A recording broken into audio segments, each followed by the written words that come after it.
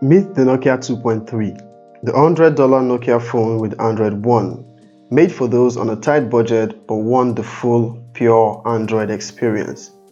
This phone was launched about a month ago and I got to spend a week with it. What is up guys, Easy here and this is my honest review of the Nokia 2.3. Please be sure to click on that subscribe button and turn on post notifications for more awesome tech content. First, a classic unboxing.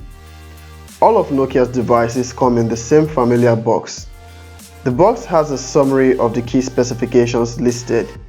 A 6.2-inch HD Plus in-cell display, a 13-megapixel dual rear camera and a 5-megapixel selfie camera, 4000 mAh battery, 2 GB of RAM and 32 GB of storage, also with face unlock. Inside the box you have a compact and nice looking Nokia 2.3. This is supposedly the charcoal color, but it looks more grey to me. Or is this charcoal? I don't know. What do you guys think?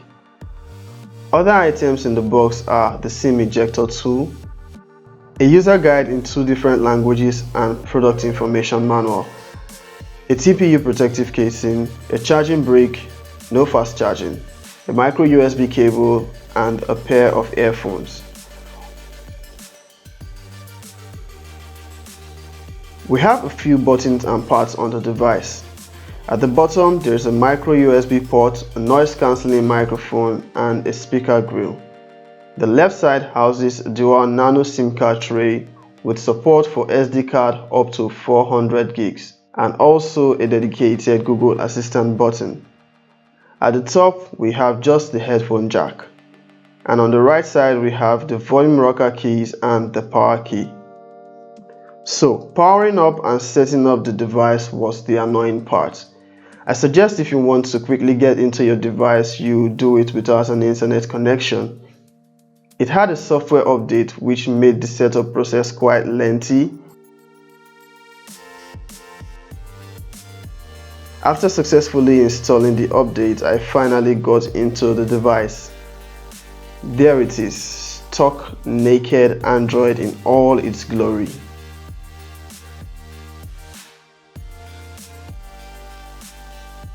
The Nokia 2.3 is an upgrade to the Nokia 2.2, both on the Android One program. Currently running Android 9 and scheduled for Android 10 update in the first quarter of 2020. It's a nice looking device with a 6.2-inch HD Plus display. Apart from a lack of fingerprint scanner, the Nokia 2.3 has a compact design made of plastic, but it feels really durable.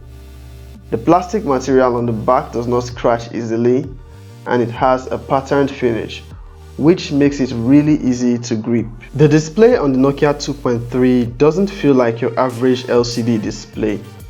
Though it's 720p, the colors pop, and using this for media consumption is sure to satisfy the user. The Nokia 2.3 has a lift to wake feature, so you can see your notifications on the lock screen as soon as you pick up the device.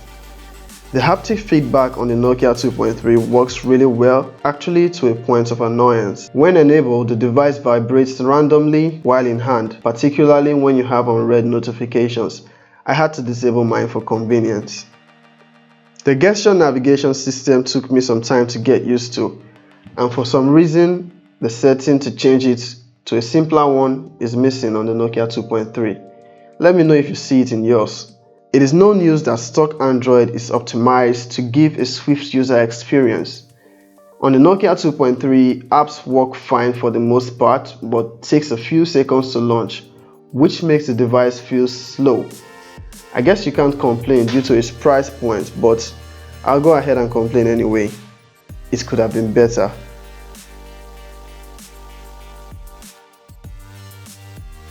Multitasking is fine, and split screen multitasking works fine, and you can also resize the window to any size you want, unlike some devices I know.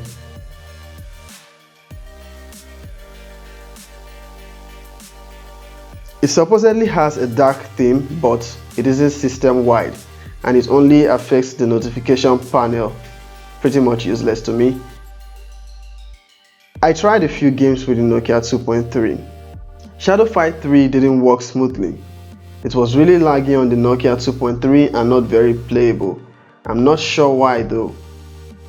Asphalt 9 worked fine without any lag or stutter, and so did PUBG Mobile.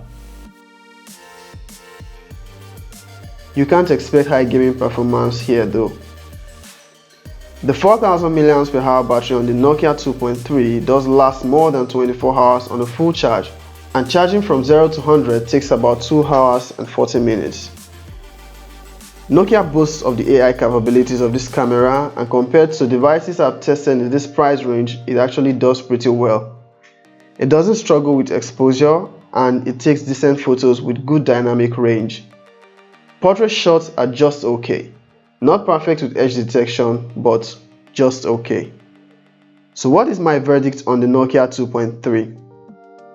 Decent phone, good enough for those on a tight budget, stock Android with guaranteed software updates, but a bit laggy. Since it's stock Android, I expect it to perform significantly better than other phones in this price range in terms of speed, but it just became laggy after installing a lot more applications. Maybe my expectations were just too high. So what do you think about this device? I'll be in the comment section to answer any questions. If you find this video helpful, do give it a thumbs up and share. It might be helpful to someone. I'll see you in the next video, guys. Peace.